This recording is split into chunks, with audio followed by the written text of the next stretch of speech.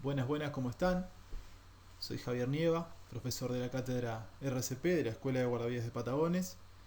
En el marco de esta pandemia del COVID nos vemos obligados a generar nuevas estrategias para dar nuestras clases y por lo tanto estoy subiendo este video para que pueda ser útil.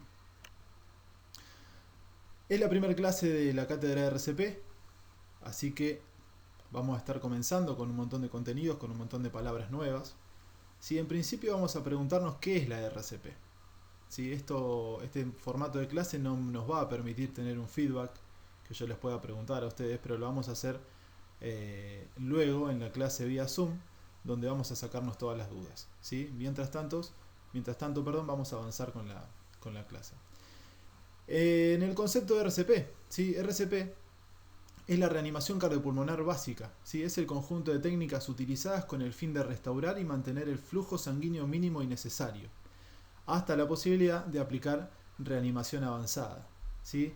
Este conjunto de palabras que ahora vamos a desglosar un poquito, es importante que entiendan que es lo que hay que hacer cuando una persona pierde sus signos vitales, ¿sí? Una persona se desvanece y ante la ausencia de su pulso y su respiración, que ahora vamos a ahondar un poquito en ese tema, ante esa ausencia es necesario que alguien haga algo, ¿sí? Fíjense que dice la posibilidad de restaurar y mantener el flujo sanguíneo mínimo. El flujo sanguíneo mínimo y necesario en ese momento se perdió para esa persona que está sin signos vitales. Nosotros, con la RCP, nos tenemos que convertir en ese corazón que se detuvo. ¿Bien? ¿Hasta cuándo? ¿Hasta cuándo se realiza esta maniobra de RCP? ¿Sí? Son tres posibilidades en las cuales el operador, el reanimador o el guardavidas va a detener la RCP. ¿Sí? Una puede ser, y ojalá es la más satisfactoria, hasta la recuperación de los signos vitales de la víctima. Bien, esa víctima se recupera, esa víctima vuelve a respirar, entonces obviamente la RCP se tiene que detener. Después vemos qué vamos a hacer con ese tipo de víctima. ¿Qué pasa si es una víctima de ahogamiento? ¿Qué pasa si es una víctima de un paro cardiorrespiratorio por causa primaria? Vamos a entrar un poquito en ese tema ahora. Pero acá simplemente vamos a ir entendiendo hasta cuándo hay que realizar RCP. En segundo término, hasta la llegada del sistema de emergencias médicas, ¿sí? Una vez que llegó la ambulancia, una vez que llegaron los enfermeros, los médicos, se hacen cargo ellos. Y nosotros, como guardavidas, en nuestra playa, en nuestra pileta, estamos a cargo de hacer el traspaso hacia ellos de la manera más prolija posible. Por eso es necesario que empleemos siempre un lenguaje técnico adecuado, ¿sí? Un lenguaje técnico que condice con lo que vamos a hablar con esas personas, con esos profesionales que vienen en el servicio de emergencias médicas, que ya estamos hablando de una RCP avanzada, ¿sí? Y por último, hasta el agotamiento del reanimador. ¿Sí? Esto no son ocurrencias mías ni de nadie, sino que está escrito en la bibliografía. ¿Sí? Hasta el agotamiento del reanimador. Esto se puede llegar a dar en una situación donde el reanimador o la reanimadora estén solos, ¿sí? Estén en solitario, en el medio del campo, en una isla, en una montaña, donde se les ocurra. Va a llegar un momento que la persona que esté haciendo RCP se canse, se agote, ¿sí? El estrés mismo, la adrenalina misma de la situación va a hacer que uno pueda resistir un poco más de lo que resistiría normalmente, pero va a llegar un momento donde si no tengo nadie que me ayude, se va a dar el agotamiento, ¿sí?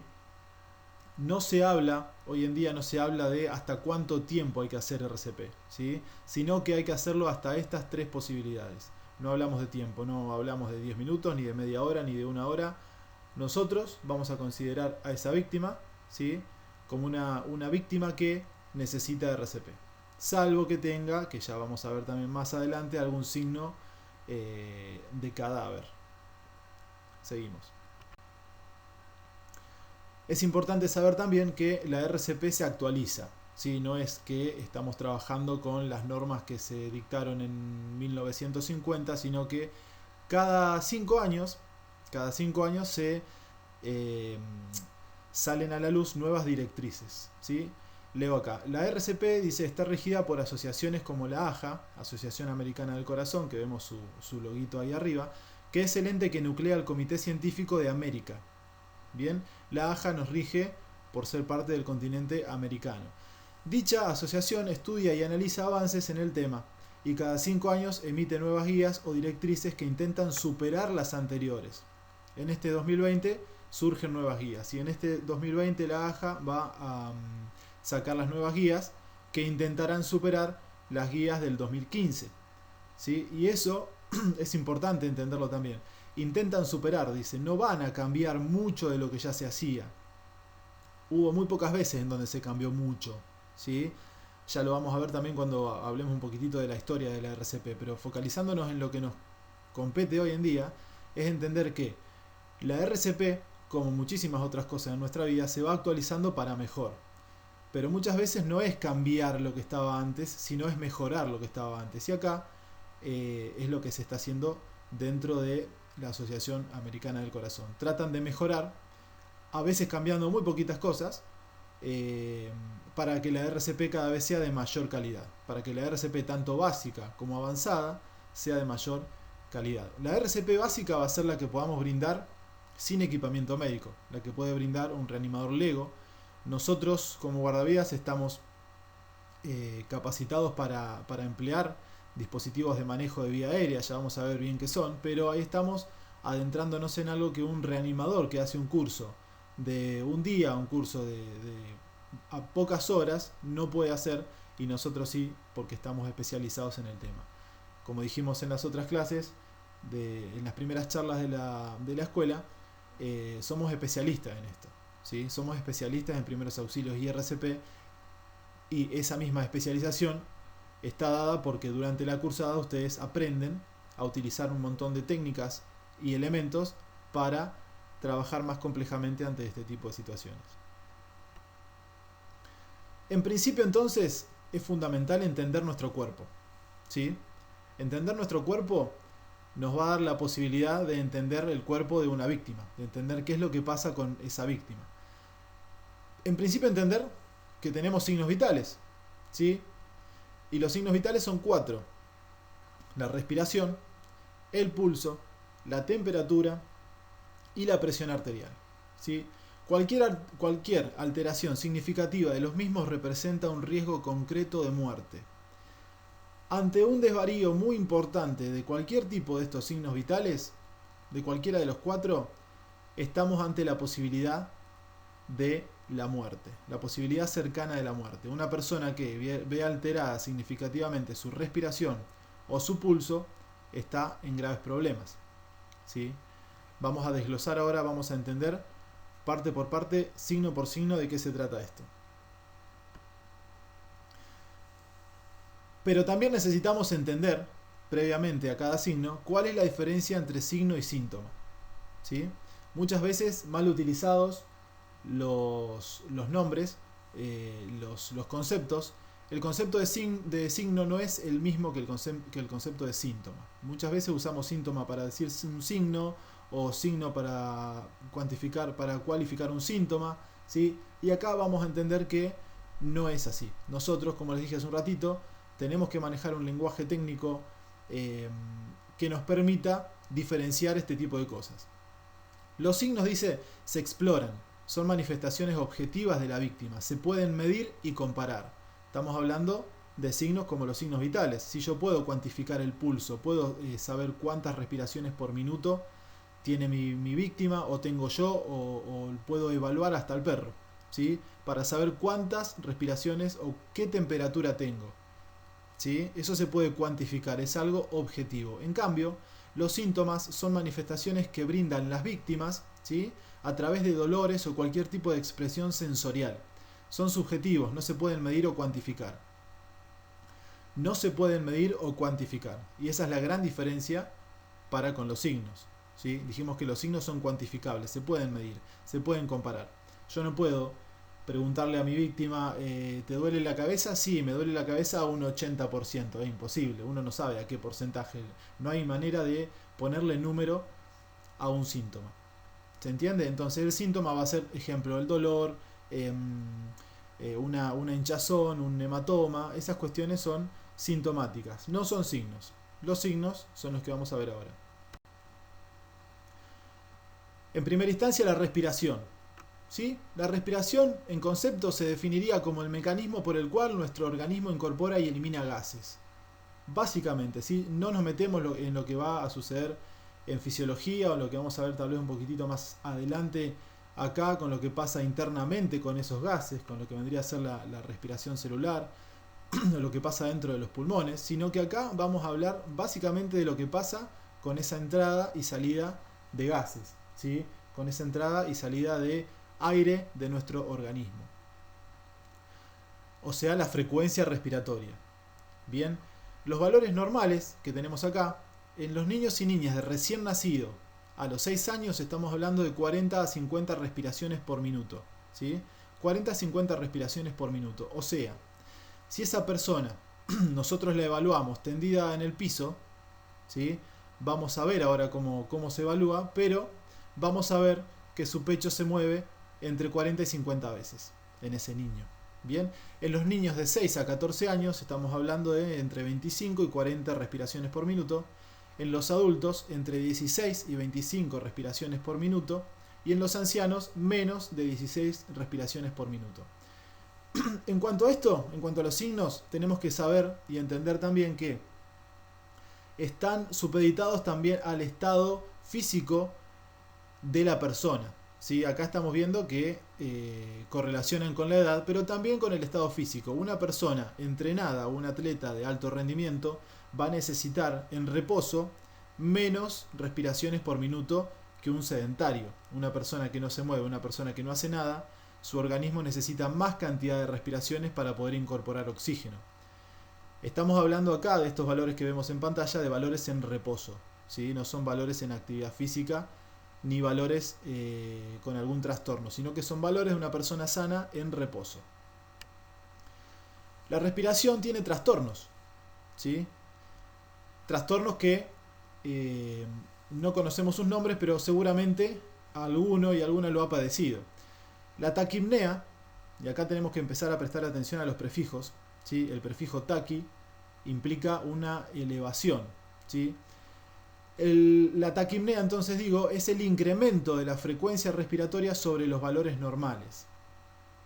A ver, ¿se puede incrementar la frecuencia respiratoria sobre los valores normales si me pongo a entrenar? Claro que sí, ¿sí? Pero acá estamos hablando de trastornos, ¿sí? De cuestiones patológicas.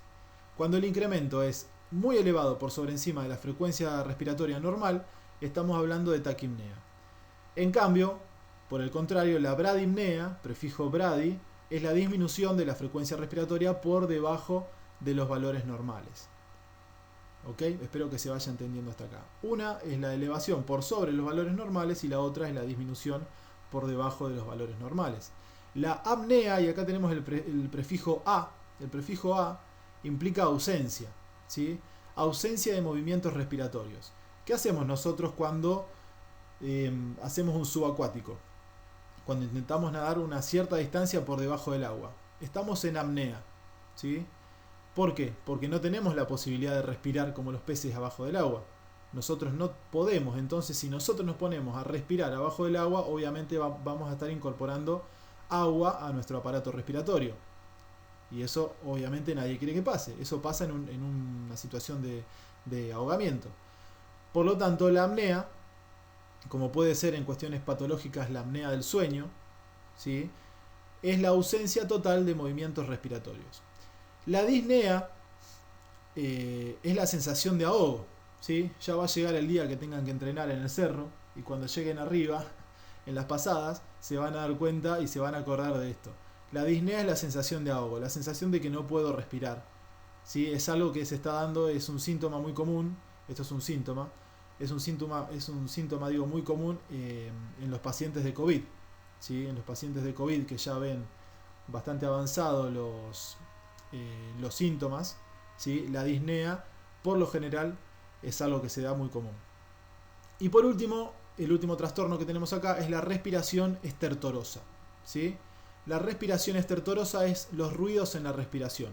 Por ejemplo, el ronquido. El ronquido es un sonido muy común de personas que tienen algún tipo de patología en su vía aérea superior al momento de dormir, ¿sí? Hay gente que tal vez, bueno, otro ejemplo es en el broncoespasmo. En el broncoespasmo los bronquios se cierran, ¿sí? Por lo general en los chiquitos o en las personas con asma, los bronquios se tienden a cerrar y se produce como un silbido. Esos tipos de ruidos entran dentro de la clasificación de respiración estertorosa. Que no es estertolosa, no es una señora, no, es respiración estertorosa. Bueno, en el aula con esos chistes se ríen, acá no puedo ver si se ríen o no. ¿Cómo evaluarla? ¿Cómo se evalúa la respiración? Esto ya toqué un poquito recién. La manera más sencilla y que condice con la bioseguridad, que es un tema que van a ver también en educación sanitaria, pero acá en RCP y en primeros auxilios lo vamos a tratar mucho. La bioseguridad viene a ser la manera de cuidarnos nosotros de contagiarnos de cualquier tipo de enfermedad o bacteria, virus que tenga la víctima, ¿sí? Entonces, la manera más sencilla y que condice con la bioseguridad es la de visualizar el movimiento del tórax de la víctima. Ahí, como estamos viendo en esa imagen que está ahí, si bien está tocando a la víctima sin guantes, cosa que no debemos hacer, si bien se está acercando a las vías respiratorias, que es algo que no está mal, pero hoy en día está abstraído de los protocolos, justamente por esto del tema de los contagios, también está mirando el pecho, ¿sí? También está mirando el pecho y la parte alta del abdomen, donde cualquiera de nosotros que en este momento se acueste, al momento de respirar, automáticamente podemos ver cómo se mueve nuestro pecho y nuestra parte alta del abdomen. Una persona que no respira se mantiene totalmente quieto, ¿sí? No hay ningún tipo de movimiento. Por eso no es una forma difícil de evaluar. Los otros métodos, dice ahí, son acercar nuestro oído y mejilla a la boca-nariz de la persona para escuchar y sentir la entrada o salida de aire. Esto, en cierta manera, a veces está en discusión porque se habló de eliminar el miro, escucho y siento, justamente hablando de esto, de los protocolos. Después volvió a reaparecer. Ya cuando nos metamos dentro del protocolo vamos a evaluar pro y contra de cada cosa. Pero por lo pronto entender que con mirar al pecho, en los casos más sencillos nos estaría bastando. Ya nos vamos a introducir dentro de las próximas clases, dentro del protocolo, y vamos a ver qué es lo que hay que hacer y qué es lo que es más eficiente, ¿sí? Bien. Otro signo vital es el pulso. El pulso también es, junto a la respiración, los dos signos vitales que como guardavidas más vamos a evaluar, más vamos a utilizar. En su concepto es la sensación táctil que se percibe cuando una arteria es comprimida suavemente contra un plano duro, ¿sí? Creo que todos los que estamos acá, todos ustedes, alumnos y alumnas, o quien más vea el video, alguna vez se ha tomado el pulso. En ese momento que se tomó el pulso, comprimió la arteria contra un plano duro. El plano duro por lo general es el hueso, ¿sí? Ahí estamos viendo en esa imagen cómo una mujer le toma el pulso a un hombre y está tomando el pulso radial. Está tomando el pulso de la arteria radial, comprimiendo con sus tres dedos la arteria justamente contra el radio, ¿sí? Hay que tener cuidado, como dice ahí, dice comprimir suavemente. Si yo aprieto demasiado fuerte voy a estar obstruyendo el paso de sangre, lo que no es para nada positivo, ¿sí? Ya vamos a practicar bastante las tomas de pulso. Y ahora vamos a seguir hablando un poquito más de esto. Los valores normales, ¿sí? De recién nacido a 2 años, estamos hablando de 120, entre 120 y 140 pulsaciones por minuto, ¿sí? 120, 140 latidos por minuto. En los niños y niñas de entre 2 y 6 años, ya hablamos de entre 100 y 120 latidos por minuto. Entre niños y niñas de 6 a 14 años, bajamos a 80, 100 por minuto. Los adultos necesitamos entre 60 y 80 por minuto. Y los ancianos necesitan menos de 60 latidos por minuto. Repito, en reposo, en condiciones no patológicas, ¿sí? Y les recuerdo también que cuestiones como el entrenamiento pueden variar estos valores, ¿sí? Obviamente, ¿hacia dónde llevaría una persona entrenada estos valores? ¿Los tiraría hacia arriba o hacia abajo? Hacia abajo, ¿sí? Una persona que está entrenada, que su corazón funciona mucho mejor, que su corazón tiene más fuerza, necesita menos cantidad de latidos por minuto para expulsar la sangre y el oxígeno que requiere el organismo para funcionar correctamente. El pulso también tiene trastornos, ¿sí? Son muchos. Acá vamos a hablar resumidamente de estos tres. Como les dije hace un ratito en la respiración, el prefijo taqui, ¿sí? Acá la taquicardia es el aumento de la frecuencia cardíaca por sobre los valores normales. Estamos hablando del aumento, ¿sí? Aumenta el pulso por sobre los valores normales patológicamente. La bradicardia es la disminución de la frecuencia cardíaca por debajo de los valores normales, ¿sí? Taqui y bradi son contrarios. Y arritmia, prefijo A, ya lo vimos hace un ratito. Arritmia quiere decir ausencia de ritmo en la frecuencia cardíaca, es decir, se descoordina, ¿sí? Se descoordina el corazón, no hay un ritmo de pulso, el pulso que tenemos todos nosotros está funcionando correctamente, entonces tiene un ritmo, ¿sí? Sístole y diástole va propulsando la sangre para que recorra todo nuestro organismo. Una persona que tiene una arritmia, en ese momento que esa arritmia sucede, tiene una situación compleja porque el corazón no está bombeando la sangre que necesita el cuerpo. Por eso estamos hablando de trastornos, ¿sí? Ya vamos a entrar más en detalle más adelante cuando profundicemos en el tema. Pulsos, a grandes rasgos, en definición y en clasificación tenemos dos. Pulso central y pulso periférico, ¿sí? Dos grandes grupos de pulsos. Los pulsos centrales son los que se deben evaluar en situaciones de emergencia. ¿Por qué es esto? Porque son los últimos que se pierden, ¿sí? Los pulsos centrales son los que están en la zona central de nuestro cuerpo, como por ejemplo el pulso, ¿sí?, de la arteria carótida, en el cuello. El pulso que por lo general nos tomamos cuando estamos entrenando. Ese pulso va a ser el último que se pierde, ¿sí? Por lo tanto es el más fiel al momento de evaluar una persona que nosotros podemos pensar que está en paro cardiorrespiratorio o que está entrando en paro cardiorrespiratorio. Cuando evaluemos pulso, nosotros en emergencia, por eso dice ahí, en situaciones de emergencia, vamos a evaluar los pulsos centrales. Ahora, cuando la situación no es tan compleja, cuando estamos evaluando una persona que tiene una baja de presión, ¿sí?, vamos a evaluar los pulsos periféricos, que son los que se encuentran, como el nombre mismo dice, en la periferia, en las extremidades, y son los primeros en tornarse imperceptibles o llegan a desaparecer, ¿sí? Una persona que está con una hemorragia grave, que empieza a perder sangre, va a perder primero el pulso periférico, ¿sí? O va a tornarse imperceptible. Se evalúan presionando la arteria contra un plano duro, como dije recién. El plano duro por lo general es un hueso, y preferentemente, dentro de la medida de lo posible, con 3 dedos, índice, mayor y anular, igual que la fotito que veíamos en las diapositivas anteriores, ¿sí? Es muy importante entrenar tomar el pulso, no es algo que sea muy fácil descubrir el pulso en una persona que lo está perdiendo. Nosotros en situaciones de emergencia o una urgencia leve no vamos a estar tomando el pulso a una persona que tiene el pulso normal.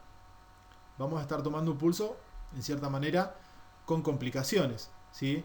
Más sumada a la situación de estrés que vamos a estar viviendo, la cual ya dijimos tenemos que resolver de manera lo más tranquila posible, ¿sí? No va a ser fácil encontrar ese pulso, por lo tanto tiene que ser algo sumamente entrenado, y créanme que lo vamos a entrenar bastante. Otro signo vital es la temperatura. La temperatura, en su concepto, es la medida relativa de frío-calor en nuestro organismo que oficia de estabilizador de los procesos biológicos, ¿sí? Imagínense un auto. El auto, la mayoría de ustedes saben, funciona bien a una temperatura de 90 grados, ¿sí? Cuando la agujita está en el ángulo recto de nuestro medidor en el auto. Cuando esa temperatura se sobrecalienta, excede esos 90 grados, se calienta el motor, algo está funcionando mal. Lo mismo pasa con nuestro organismo, ¿sí? El cuerpo es muy sabio, la temperatura regula todos los procesos biológicos de nuestro organismo, ¿sí? Por eso tiene un valor normal de entre 36 y 37 grados. Cuando varía de esos 36 hacia abajo, de esos 37 hacia arriba, es porque algo está funcionando mal. Si algo está funcionando mal, es porque está pasando algo, ¿sí? El aumento de ese valor normal, de 37 a 38 grados, vendría a ser una febrícula, ¿sí? Un inicio de fiebre. Tal vez no haya tal vez la persona no se sienta tan mal, ¿sí? En 38 grados, ya 38 o 41 grados, estamos hablando de fiebre, ¿sí? Ahí obviamente algo está pasando, hay alguna infección que desató que nuestro organismo, mediante mecanismos de defensa, aumente la temperatura para contrarrestar esa infección, ¿sí? Y más de 41 grados ya estamos hablando de una fiebre muy alta llamada hiperpirexia, ¿sí? La disminución, en cambio, por debajo de los 35 grados, debajo de los 36 grados ya está mal, pero por debajo de los 35 grados ya estamos hablando de hipotermia. Hipotermia es un tema que nos compete bastante y que lo vamos a hablar en profundidad en el segundo cuatrimestre. Vamos a hablar qué pasa con ese tipo de trastorno que se puede dar mucho por personas dentro del agua. Se puede dar, entonces tenemos que saber cómo tratar a una víctima con hipotermia. La temperatura también tiene trastornos, como les decía. Los trastornos pueden darse por procesos biológicos internos o por agentes externos, como mucho tiempo expuestos al frío, pero también, como dice acá, la temperatura no solo puede elevarse por un proceso bacteriano, sino también por un aumento excesivo de la temperatura ambiental. Bien, esto sucede cuando no actúan normalmente los mecanismos de termorregulación, que les decía recién, los mecanismos de defensa, como por ejemplo en los cuadros de golpe de calor o insolación, acompañados de deshidratación. Nuestro plato fuerte de trabajo es en el verano, ¿sí? Tenemos que saber, ya lo van a hablar en sanitaria mucho, esto de la importancia de estar hidratados. Al momento de entrenar, al momento de estar bajo el sol, necesitamos que nuestro cuerpo tenga el líquido suficiente para poder funcionar bien, ¿sí? Somos 70% agua y ese agua hay que mantenerla. Cuando una persona entra en este cuadro de golpe de calor o insolación, la temperatura se ve alterada y esa alteración puede llevar a un trastorno mucho más importante, incluso a la pérdida de la vida, ¿sí? Y también, relacionándolo con el agua y con un tema que vamos a ver de la mano de hipotermia, en el segundo cuatrimestre se puede dar un cuadro de hidrocución que les mencionó Jorge el otro día en la clase, que puede darse por una entrada al agua repentina, ¿sí? Sin mojarse previamente zonas que nos permitan bajar un poco la temperatura corporal. Si entramos al agua de golpe, ¿sí? En el medio de un padecimiento de una insolación y el agua está muy fría, ya vamos a entrar en detalle después en esto, ¿sí? Pero se puede dar un cuadro de paro cardiorrespiratorio instantáneo. Una víctima puede llegar a morirse por entrar al agua de ese tipo de manera, cuando la temperatura ambiente es muy elevada. Pero bueno, no los quiero confundir mucho con esto porque ya lo vamos a ver en profundidad. Simplemente sepan que también hay un cuadro que se llama hidrocución. La presión arterial es nuestro cuarto signo vital. En su concepto es la fuerza ejercida, y acá necesito que lo entiendan bien, es la fuerza ejercida por la sangre contra las paredes de un vaso, ¿sí? La sangre va pasando, imagínense, dentro de la arteria. La fuerza que ejerce esa sangre contra las paredes de la arteria es la presión, ¿sí? Como la presión del agua dentro de un caño de agua. En cambio, la tensión arterial es la fuerza contraria, o sea, es la fuerza que ejerce ese vaso, esa arteria, para que la sangre pueda circular. Si el vaso, si la arteria no tuviese tensión, la circulación no sería fácil, ¿sí? Por eso necesitan ser fuerzas que se contrarresten. La tensión contrarresta la presión y eso hace que la sangre circule de manera positiva en nuestro organismo. Los valores normales los tenemos acá, y acá no hay diferencias en las edades, se puede llegar a dar algún tipo de diferencia, pero los valores normales están dados por la Organización Mundial de la Salud y estamos hablando de entre 80 y 120 milímetros de mercurio de la presión sistólica, a lo que llamamos presión alta, a 60-80 de milímetros de mercurio diastólica, baja, ¿sí?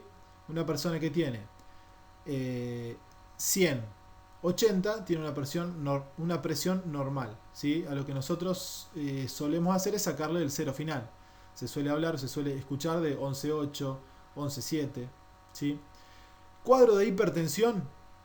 Ya estamos hablando de un trastorno de la presión arterial, ¿sí? Hipertensión, nos fuimos para arriba en esa presión. Hay personas hipertensas, hay personas que tienen trastornos en su metabolismo, en su funcionamiento cardíaco o circulatorio y generan este tipo de cuadros. Más de 140 milímetros de mercurio de presión alta y más de 90 milímetros de mercurio de presión diastólica. En cambio, la hipotensión, prefijo hipo, nos vamos hacia abajo, por debajo de 80, incluso por debajo de 90 milímetros de mercurio de sistólica y por debajo de los 60 milímetros de mercurio de diastólica. En los cuadros de hipotensión vamos a encontrar el desmayo, la lipotimia. Esos son temas que van a ver con Jorge. Bueno, visto esto, ya habiendo avanzado sobre cómo funciona nuestro cuerpo, básicamente vamos a entrar a hablar del problema. ¿Sí? Esta primera clase da un paneo general. La segunda clase nos empezamos a meter en profundidad. Pero en esta primera clase yo necesito que ustedes entiendan qué es lo que pasa, ¿sí? ¿Cuál es el problema? El problema más grande va a ser el paro cardiorrespiratorio. El paro cardiorrespiratorio es la detención del funcionamiento del aparato respiratorio en conjunto con el circulatorio. O sea, no hay respiración y tampoco hay pulso. Esa persona, esa víctima perdió esos signos vitales. ¿Se entiende? Creo que está bastante claro. Por lo general las personas tienden a, como se ve ahí en la foto, a tomarse el pecho, ¿sí? Son cuestiones que también no se dan, digamos, para todos igual. Y también depende de cómo esa persona entre en paro cardiorrespiratorio, ¿no? Pero bueno, ustedes lo que tienen que entender acá, básicamente y fundamentalmente, es que es la detención de esos dos signos vitales. Ausencia de pulso, ausencia de respiración es igual a paro cardiorrespiratorio. ¿Cuáles pueden ser sus causas? Sus causas se dividen en dos grandes grupos también. Vamos a hablar de causa primaria y de causa secundaria. La causa primaria son los casos que devienen de una complicación interna casi en su totalidad por patologías previas que acarrea la víctima. Por ejemplo, enfermedades coronarias, ¿sí? O cualquier enfermedad que esa víctima tenga en su corazón o en su aparato circulatorio va a generar una causa primaria de detención del corazón, ¿sí? Ese paro cardiorrespiratorio se va a dar por causa primaria cuando la situación, cuando la complicación es interna, cuando viene de adentro, cuando es patológica, ¿sí? En cambio, para que se entienda bien, en la causa secundaria son los casos originados por una causa externa. Por ejemplo, algún tipo de asfixia como el ahogamiento. Es una causa externa, ¿sí? Yo no tengo adentro de mi cuerpo el ahogamiento, sino que el ahogamiento se va a producir por ese agua que va a estar invadiendo mi aparato respiratorio. Por lo tanto, se va a generar un cuadro de asfixia que, avanzado el mismo, va a terminar con un paro cardiorrespiratorio. En este tipo de casos, como la asfixia que estamos nombrando, se da primero el paro respiratorio y a consecuencia de esto se da en segundo término el paro cardiorrespiratorio. O sea, primero se para la respiración, unos minutitos más por lo general funciona el corazón y se termina por detener. Esto también lo vamos a ver en el segundo cuatrimestre en detalle, ¿sí? Pero bueno, lo más importante acá es que entiendan que hay dos causas generales y dentro de esas se van a dividir las internas y las externas. Entonces, primaria es causa interna, secundaria es causa externa. ¿Qué pasa en el corazón? Tenemos que entender también qué es lo que pasa en el corazón. Acá nos ponemos un poquito más complejos. Acá nos ponemos un poquitito más detallistas. Acá lo que vamos a ver es qué es lo que pasa en el músculo cardíaco, ¿sí? ¿Qué es lo que pasa en el músculo cardíaco cuando esa persona entra en paro cardiorrespiratorio? Ustedes ven ahí abreviado PCR, ¿sí? No se confundan con RCP. ¿Cómo se presenta ese PCR, ese paro cardiorrespiratorio? Se puede presentar de varias maneras. Nosotros hoy vamos a hablar de dos, que son las que más se suelen dar y las que necesito que entiendan. Una de las maneras es la asistolia. La asistolia, como ya dijimos, prefijo A, es la ausencia de sístole en este caso, como dice el nombre, pero es la ausencia puntualmente de actividad eléctrica en el corazón. El corazón funciona con actividad eléctrica, ¿sí? Tiene un sistema que van a ver con Fabián en anatomía y en fisiología que hace que el corazón lata, ¿sí? Que el corazón genere pulso, que el corazón funcione. Cuando esa actividad eléctrica se ve alterada, pasan estas cosas. Cuando esa actividad eléctrica está ausente, se da la asistolia. Y ahí yo les puse una fotito del típico gráfico, ¿sí? de esa línea en el electrocardiograma, esa línea indica que no hay ningún tipo de actividad eléctrica en el músculo del corazón.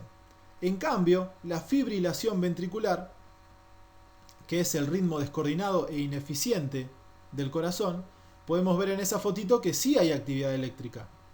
¿Sí? Sí hay actividad eléctrica, pero no es la actividad eléctrica necesaria para que el corazón pueda hacer el bombeo de sangre. ¿Sí? Todos saben que el corazón funciona con sístole y diástole, lo vimos un poquitito ahí con la presión. Acá no se está dando eso, en ese gráfico no se da, en ese gráfico se puede ver claramente una descoordinación, ¿sí? Una fibrilación ventricular. ¿Vieron cuando tienen el músculo muy agotado? Están entrenando, qué sé yo, están en el gimnasio, están haciendo bíceps o están haciendo pierna y sienten que el músculo empieza a vibrar, que empieza como a temblar. Eso es lo que pasa en el corazón, ¿sí? Es como un temblequeo del músculo que no logra hacer una contracción eficiente, no logra contraerse de manera tal que le permita bombear sangre. Entonces, tanto en asistolia como en fibrilación ventricular, esa víctima va a estar en paro. Esa víctima no va a tener pulso. ¿Queda claro esto? Después nos sacamos las dudas en la clase vía Zoom. Y acá, para que puedan comparar, en este gráfico está lo que es un electrocardiograma normal, ¿sí? Lo que tendríamos todos nosotros al momento de hacernos un electrocardiograma. Una liñita más alta o más baja puede variar. Sístole y diástole normal da ese electrocardiograma en una persona que no tiene ningún tipo de patología. ¿Sí? Fíjense la diferencia importante que hay con la diapositiva que vimos recién. Y acá les muestro un amigo. ¿Sí? Este es un amigo que vamos a tener nosotros, que afortunadamente cada vez aparece más en los balnearios. ¿Debería haber más desfibriladores? Sí, sí. Pero bueno, el trabajo que estamos haciendo de toma de conciencia ya de por sí, de que los alumnos salgan de las escuelas de guardavidas sabiendo que es un desfibrilador y pudiéndolo pedir a sus empleadores, es vital. Y vital literalmente, ¿sí? Porque este aparatito que vemos ahí muchas veces va a ser la diferencia entre la vida y la muerte. ¿Qué es lo que va a hacer el desfibrilador? Justamente va a tratar de solucionar la fibrilación que vimos recién, ¿sí? Ese desfibrilador que vemos ahí, también apodado o en su sinónimo no es la palabra, en su diminutivo DEA, ¿sí? Sus siglas, perdón, DEA, desfibrilador externo automático. Esas siglas indican lo que es este aparato, ¿sí? Es externo y es automático. ¿Automático por qué? Porque ustedes pueden ver ahí unos botoncitos, pero también pueden ver una especie de parlante en la zona baja. Ese DEA, ese desfibrilador, nos va a dar las indicaciones para que nosotros sigamos el paso a paso de lo que él mismo va evaluando, ¿sí? Mediante dos parches que en este video, que en esta foto no vemos, pero que ahí en el grafiquito de la persona que se ve en la parte gris se puede ver un poquito, van dos parches colocados en el pecho y esos parches van a ser los sensores. Si los sensores detectan que el corazón está fibrilando, como vimos recién, va a indicar descarga. Obviamente el desfibrilador va a potenciar enormemente las chances de sobrevida de esa víctima. Ustedes lo van a aprender a usar, lo van a saber usar y no se van a recibir si no lo saben usar bien. Así que quédense tranquilos que este aparato va a ser parte de su bagaje técnico. Entonces, como les decía, yo suelo abordar estas problemáticas desde el entendimiento del contexto. O sea, primero aprendimos un poco sobre nuestro cuerpo, sobre cómo funciona. Después pudimos visualizar el problema, vendría a ser el paro cardiorrespiratorio, y ahora vamos a empezar a visualizar la posible solución. ¿Y por qué puse posible entre comillas? Porque ustedes ya desde el vamos tienen que entender que no todos los casos donde se inicia RCP en una víctima en paro cardiorrespiratorio, esa víctima sobrevive, ¿sí? No es el porcentaje más alto de casos donde las personas que entran en paro cardiorrespiratorio logran salir con vida. Pero es muy importante que nosotros lo hagamos, ¿sí? Porque no sabemos si esa persona ya su corazón está tan deteriorado que no va a salir así tampoco sabemos si esa persona va a salir, ¿sí? Vamos a estar en ese dilema si nos ponemos a pensar. Ese dilema no tiene que existir. Bien, guardavidas tiene que actuar para que esa persona salga. Y si no sale, tenemos que quedarnos totalmente tranquilos de que hicimos las cosas bien. Y para hacer las cosas bien, necesitamos saber, necesitamos entrenar. Si no se sabe, si no se entrena, lógicamente las cosas no van a salir bien, ¿sí? Pero el cargo de conciencia que nos puede quedar si no actuamos, realmente puede ser también una situación compleja para nosotros como personas, para nuestra vida cotidiana. Por lo tanto, tienen que entender ya que esta es una profesión que involucra muchísimo la vida, pero también vamos a estar algunas veces de cara con la muerte. Y es a la misma a la que vamos a tener que enfrentar o tratar de revertir, ¿sí? La clase que viene vamos a hablar un poco más sobre este tipo, sobre el tema de la RCP, por qué se hace la RCP, ¿sí? Vamos a hablar de los conceptos de muerte clínica y muerte real. Pero bueno, por lo pronto vamos a ir entendiendo que la RCP va a ser la posible solución y entendámosla como posible, ¿sí? Lo que vemos ahí en el gráfico es la cadena de sobrevida, es el paso a paso que vamos a ver también en la clase siguiente, de qué es lo que hay que hacer, ¿sí? El primer eslabón indica la detección temprana de la víctima y la activación del sistema de emergencias médicas. El segundo eslabón ya es el trabajo del reanimador sobre la víctima. El segundo, dije, o el tercero, no sé si me confundí. El segundo, el que está en las manitos, es el eslabón donde implica el trabajo, dije, sobre la víctima. El tercer eslabón habla de la desfibrilación, con el aparatito que vimos recién. Ya el cuarto eslabón para nosotros es el traspaso hacia la ambulancia de esa víctima. Y el quinto eslabón son los cuidados posparo dentro del nosocomio donde esa persona que se está recuperando, ojalá, va a quedar internada. Bien, eso fue todo por esta primera clase. Espero que se haya entendido. Vamos a sacarnos todas las dudas, como les dije, por el Zoom. Es fundamental que la vean una o dos veces, ¿sí? a esta clase para poder llevar un apunte. Van a tener su material bibliográfico que se los voy a estar pasando, pero fundamentalmente ustedes tienen que entender que vamos a estar en un proceso. Entender también que vamos a encontrarnos con muchas palabras nuevas, muchas palabras que tienen que ir anotando. Yo lo que les aconsejo es que armen una especie de glosario, de diccionario, que vayan anotando las palabras y que pongan su significado al lado. Otro consejo también importantísimo es que aprendan bien los prefijos, como les dije, taqui, bradi, a.